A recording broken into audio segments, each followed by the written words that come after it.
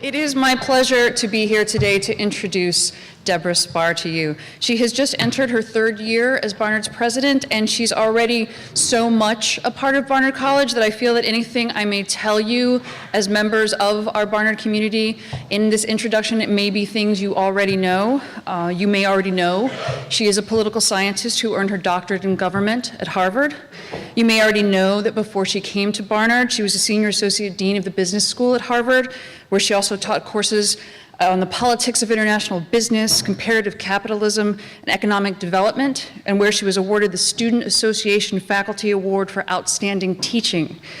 You may already know that she's a scholar of issues of international political economy, particularly questions of new or emerging markets and an evolving global economy, and that she's the author of 4 books and the co-author of 2 others, including her most recent titled The Baby Business: How Money, Science, and Politics Drive the Commerce of Conception. And you may know that she's also the author of numerous articles and editorials, and that she is a widely sought expert on the subject of reproductive technologies, having been interviewed for programs such as 60 Minutes, The News Hour with Jim Lehrer, and ABC World News Tonight.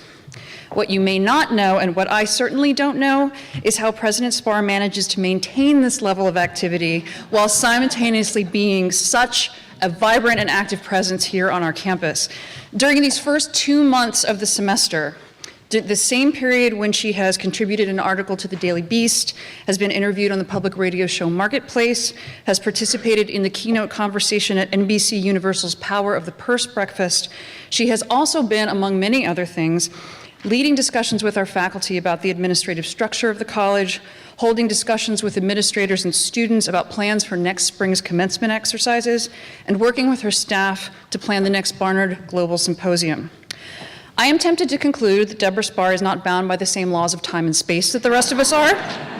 And I don't think I'm alone in my impression, because this week, when she helped to kick off Barnard's annual Fall Fest with a 2-mile run in Riverside Park with a group of students, the students made T-shirts that read from back to front, "If President Spar has time to work out, so do you." And I know she's looking forward to spending her time today with you, so without further ado, President Debora Spar.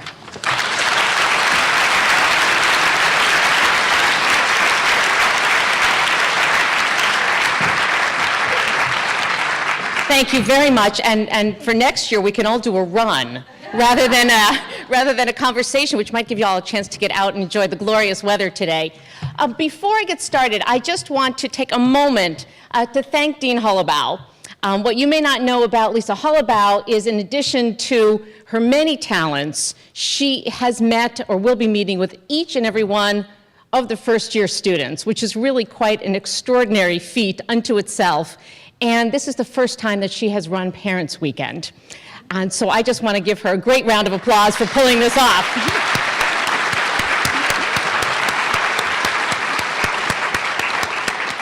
Thank you, Lisa.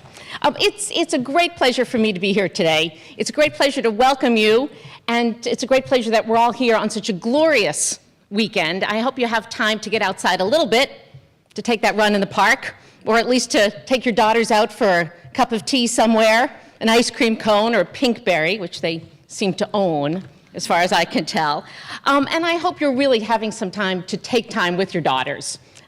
It's great for you to come here and listen to all of us, but hopefully you're taking these quiet moments, or not so quiet moments, to talk to them, see what's going on. Maybe not all of what's going on, but at least scratch the surface and get the basics of their lives here.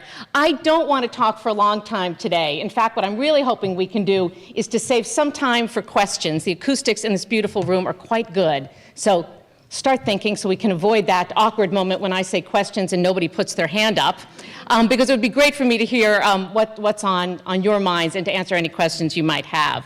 But what I do want to do is to take just a couple of minutes to highlight some of the things that are going on at the college. This is by no means an exhaustive list, but just some of the things that are going on that you might not be aware of, that your daughters might not be aware of, but sort of the behind-the-scenes machinations that are taking my time and a lot of my staff's time over this year. So the first thing that I wanted to mention is the place we're standing in. So we have this incredible new building. We didn't have this building last time this time last year. And I hope you'll take a moment or a few moments to walk around and see this space, not just because it has proven to be really an architectural wonder in the city, but because it's transformed the Barnard campus, and I think the Barnard experience, in very real and significant ways. You never quite know how a building is going to operate when you design one. And I can say this with some degree of authority because I'm married to an architect who only designs university buildings. You never know what the kids are going to do when you actually open the building. And it's pretty always not what you expected. And so we've been watching this building with great interest, just seeing how the students are using it and making it their own. And if you wander around, maybe not so much today because all of you are here and you're changing sort of the biorhythms of the place, but many of them have found their own spots. They own cushions. They own nooks. They own crannies. They've been figuring out how to use the space. And we've been figuring out what we're learning from how they're using the space. And when I first took this job, this building was under construction, and one of the things that I took as my responsibilities in moving into this job was to elevate the rest of the campus to the level of this building. And I take that charge very, very seriously. Not all of our facilities, alas, are as beautiful as this one. Many of them don't function nearly as well as this one does. So we've been watching how the students are using it to figure out where we go next. My single biggest problem in this job on this campus is lack of space, closely followed by lack of money. But lack of space is actually more important in many ways. We are just constrained. I was up at Middlebury a few weeks ago, just drooling, because every time Middlebury wants to do something, they just move a few cows over and put up another building. We can't do that. So we have to use our space really carefully and really strategically.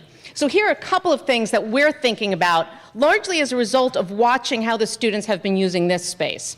Number one, Barnard students are quite studious. You may not get the sense when you're hearing about them romping about the city, but they actually study a lot.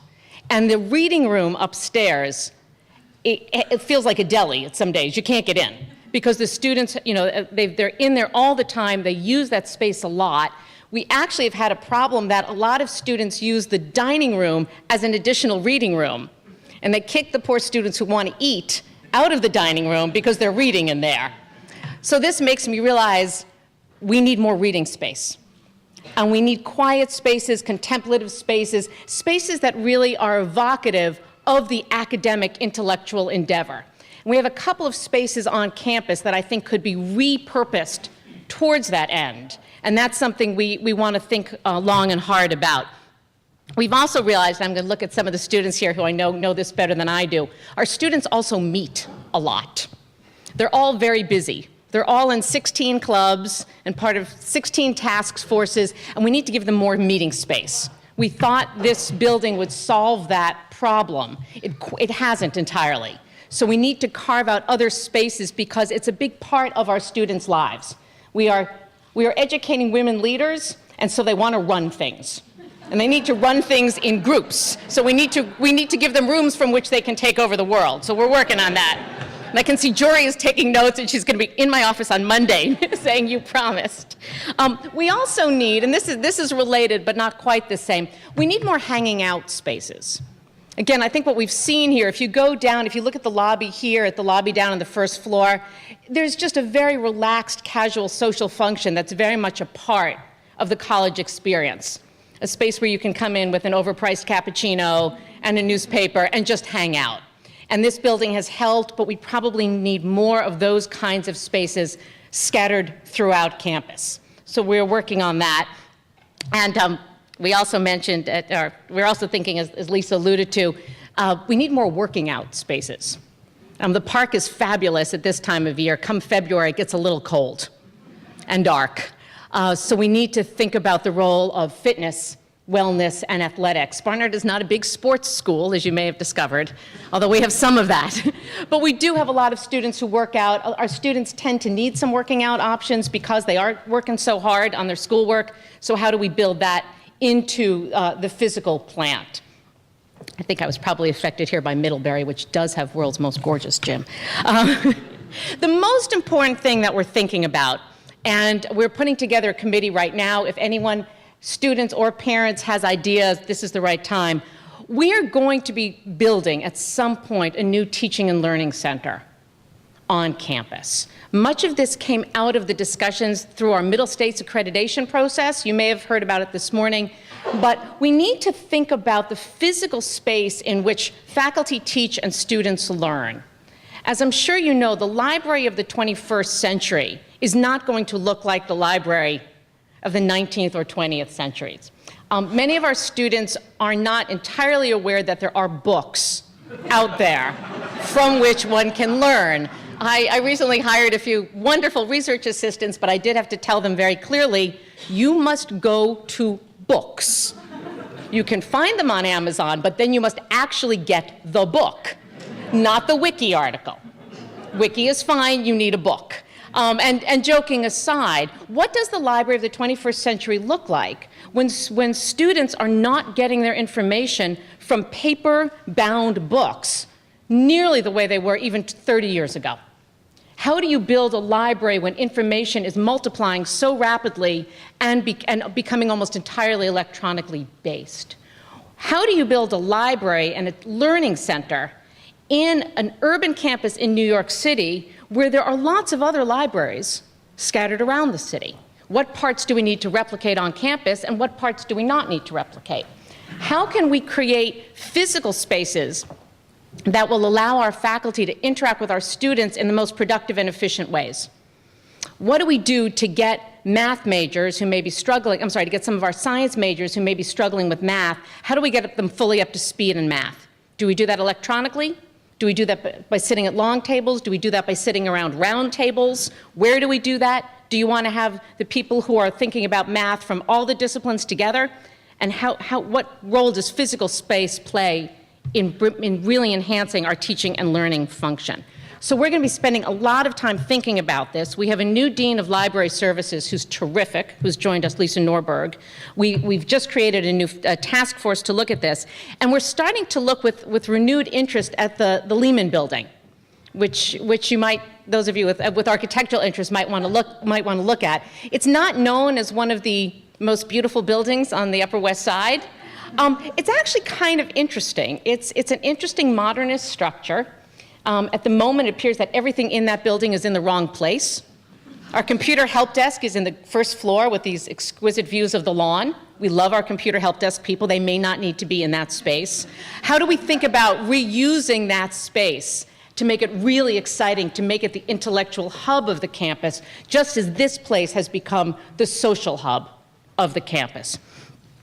What we're also doing, and I apologize, some of you may have heard me speak about this before, we are pushing ahead very hard and very fast with a whole stream of international initiatives.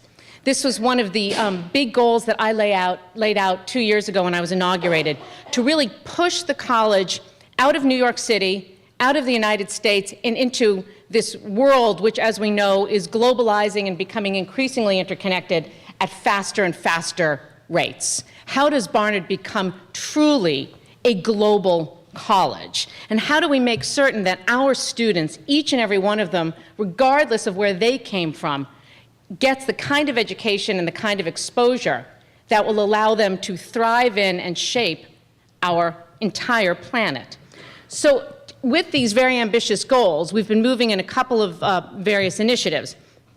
The first one is called VISP. It's a horrible name, but for a good program. Visiting International Student Program. I always say, if somebody wants to give me the money for it, I will name it whatever you want. The moment it sounds like a snake. But it's a wonderful, wonderful program. What we do with this program is it's essentially study abroad in reverse. What we do is we bring juniors in from around the world to spend one semester here on campus. This year there will be 55 students joining us from China, Korea, Italy, Denmark, and we're delighted that we're expanding it this year. We'll have 3 students from South Africa, 3 students from Ghana, and a number from Australia. They come here at basically we don't charge them tuition. They pay their home school tuition, which in most of those countries is virtually nothing. For the African students for whom this is still a big financial stretch, we were delighted that a donor gave us the money to cover all of the full freight for all of the African students, which is phenomenal. They come here, they live with our students, they take classes with our students, they join clubs, they serve on committees, and it has just been, from anything I can tell, a terrific experience, not only for the visiting students, but for our students who get this international experience, particularly our juniors who choose not to go abroad. Because there's a moment in junior year, if all of your roommates are leaving to go to Barcelona, you feel a little left out. But now you get 2 girls from Korea come in, and you get an international experience of a different sort. So we've been delighted to see that program grow and expand. And of course, what it does is that it also creates this cadre of ambassadors for us. So the students go back home, and they tell all of their friends and their younger sisters and their schoolmates about Barnard College. So it really appears to be a great success for us. We are also launching a new study abroad program in Israel this year. We're looking closely at all of our study abroad programs. We are looking into the possibility of expanding a small but very popular program we have right now of art trips abroad, where a small group of art history students or other students interested in art go to some of the art capitals of the world with members of the art faculty and get to watch the art world being shaped. We do it right now mostly in Berlin. We'd like to expand it to some parts of sort of more far-flung parts of the world that are really seen as the emerging art capitals. And then the big news, or the biggest news probably on the international front, as you may know, we launched a series of global symposia 2 years ago. And each year we go to a different part of the world, and we draw on women experts from that part of the world to help us launch or have a conversation about the status of women in that region. So we were in Beijing 2 years ago. Last year we were in Dubai, and this year we're going to South Africa. And we will be having a conference on women changing Africa, looking in particular at the incredible role women are playing as peacemakers in the African continent. At the moment, clearly, Africa is a continent in desperate need of peacemakers and peace and conflict resolvers. If you look across the continent, there's a disproportionate number of women playing those roles, probably led most spectacularly by Ellen Sirleaf Johnson, the president of Liberia. But we're going to be looking at other women who have that same, playing a similar role in their countries. And we are also hoping, funding permitting, to have a special dedicated session the day before, for which we'll bring in high school girls from across South Africa, so that they can get some dedicated conversations with us, and then we'll attend the conversation and presumably be inspired by these incredible women. So mark your calendars, March 14th. Everybody's invited. If you've been looking for a chance to go to Africa for other reasons, this is a great time to do it. And then finally, the last sort of large strand of activities I want to mention has to do with our Athena program. Hopefully you've all heard of Athena by now, but let me just take a minute to either tell you or refresh some memories. We launched the Athena Center for Leadership Studies a year ago, and we launched it, this being Barnard, with very big ambitions. We want to and intend to create the premier program for women's leadership anywhere in the world. Now, lest you think we're just totally nuts, why not? We have the students, we're in Manhattan, we're the only women's college that's partnered with a major Ivy League research university, we have the alumni base of women leaders, and we have a building now where we can attract pretty much anybody. People tend to come to New York fairly regularly to come here and speak and work with our students. So we've been very lucky to hire an incredible woman named Kitty Colbert to run this program. And Kitty, I think, works 28 hours a day, so far as I can tell, and never loses her cool, and has just made incredible strides in just the year she's been with us. So there's 4 major prongs of the Athena program. The first one is the Athena Scholars Program. And as the name implies, this is an academically based program. Students elect to be Athena Scholars. And it's not a major, it's not a minor. They get a certificate in leadership studies, and they take a series of courses that focus on or are connected to the study of leadership, and particularly to women's leadership. The program culminates in a senior seminar where all of the Athena scholars come together, study together, and also have to do social action programs. They have to do a project as part of this seminar and actually lead something.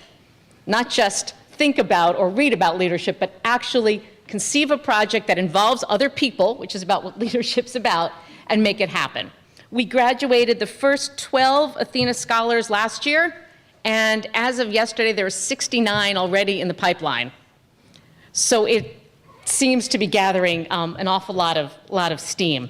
We also have instituted an Athena Internship Program, which is a special internship that occurs in the summer between the junior and senior years. These are quite competitive, so you have to apply for the internships. They're fully funded, plus they come with housing. All of the Athena interns live near each other so that they can compare notes over the summer. We will have another 10 Athena internships available this summer, plus we've just added 3 more in partnership with a group called Leadership 18, which is a coalition of the largest nonprofit organizations in the United States. And the students, if they're selected to become Athena interns, they can pick what kind of a place they want to intern with. So it can be nonprofit, for-profit, political, education, whatever is their area of expertise and interest. We are hoping to begin, or we will do a trial program in mentoring starting in the spring, drawing both on our alumni network in the city and also just, we've developed a lot of friends across the city, powerful women who love our students, want to mentor our students, and we're going to do a one-on-one mentorship program that will launch in the spring. And then finally, and sort of most outrageously ambitious, is we've launched something called the Athena Leadership Lab. And the lab is based on the idea that while some leadership skills may be innate, ultimately leadership is something that can be taught and it can be learned. And part of it involves nitty-gritty skills that, to be frank, women often do not go out and acquire. So we will be teaching workshops. These are not academic classes. They are workshops in things like communication. You cannot be a leader unless at some point you can get up in front of a crowd and speak. How do you learn to do that, to organize your thoughts, to present your thoughts, to convince other people of your ideas? Management. Occasionally a nasty word. Sadly, if you want to run anything, you have to know something about management, which involves messy things like people. How do you think about managing people? Negotiation, a skill that oftentimes women just don't learn. How do you learn to negotiate? Financial fluency, basic skills of finance, entrepreneurship, and my favorite one, and the one that I think is toughest to conceive of, resilience. How do you teach young women, to use the vernacular, how to pick themselves up, dust themselves off, and start all over again? What does that? You know it when you see it. Hillary Clinton has it, right? Most women would have run back home after, but she doesn't. And you can think, I'm sure, of many other women like that. But you can also think of women who don't have it. And we know we hear this not just about our students, but in young women in general. I think particularly this generation, this is a generation where everybody got gold stars all the way through. There was no lead in the high school play because everybody had to have an equal role. What happens when you hit the workforce and all of a sudden the gold stars go away? How do we get young women over that hump of dealing with evaluations that may be slightly less than perfect? How do we help them develop those inner skills of resilience and courage? Well, I don't think we've quite cracked that yet, but we're bringing in a number of instructors to help us think about how best to teach that. We've also begun some preliminary conversations with some very interesting faculty at West Point, who presumably know something about how to teach resilience. I'm not sure how far we want to go with that, but we're experimenting. We're also looking at the role of sports. What role do team sports play in resilience? I don't know what the answer is, but there's actually an emerging body of academic research about the role of sports for girls, particularly in the high school years. We have over 300 people have signed up for these courses. They're free for our students, but we also have 20% of the registrants are paying adults. So we are really hoping our students will always be our priority for these workshops, but that Barnard becomes the place for women in New York City to go to come learn these leadership skills. And we're starting to get a lot of calls from places as far away as Malaysia and Singapore about whether we would be willing to take this program on the road. So it's quite ambitious. We are really testing it this year to see which of these courses work best, but it's very, very exciting. We also just, thank you. And smaller things, but fun things under the banner of Athena. We have a number of really interesting conferences and events. We had a phenomenal event in this room a few weeks ago called What Men Can Do to Advance Women's Leadership. The speakers were all male. The keynote was Nick Kristof. He was a fascinating speaker. It was a standing room only crowd. And I think we had more men on campus than I've ever seen, with the possible exception of when the Columbia football team shows up for waffles on midnight breakfast. But it was an interesting conversation, because it started with the premise that ultimately, if women are going to become leaders, men are part of the equation. And so what role can men play, not just as being beaten up for women demanding things, but actually being part of the solution for their daughters and their wives and their colleagues and their employees. We are also launching the Athena Film Festival. There is remarkably no film festival in New York devoted to women. So the festival will be about and celebrate women directors, women writers, women producers, women camera people, and the vast way, the number of women in film actually behind the camera is still very small. But we will be celebrating those pioneers in film. Mark your calendar, February 10th through 13th, we have 6 screens. We are buying the red carpets, and it should be a lot of fun. So there is a lot going on. There's a lot of excitement on campus. Our students, your daughters, are totally phenomenal young people. I love meeting them. Every time I have an interaction with a student, it's a wonderful event for me. I love hearing what they're doing, although I'm constantly befuddled by the things in which they double major. We have these incredible combinations going on. I love learning what they're thinking about. I love learning or hearing from them how they're thinking about their own lives, how they're thinking about combining things and balancing things and trying things. They are always an inspiration to me, and I mean that word very, very seriously. So enjoy today, enjoy your daughters, and please, I hope each and every one of you will stay in touch with the college. You are part of the Barnard community, and we welcome your support, your enthusiasm, and your thoughts. So thank you very much, and I've left no time for questions.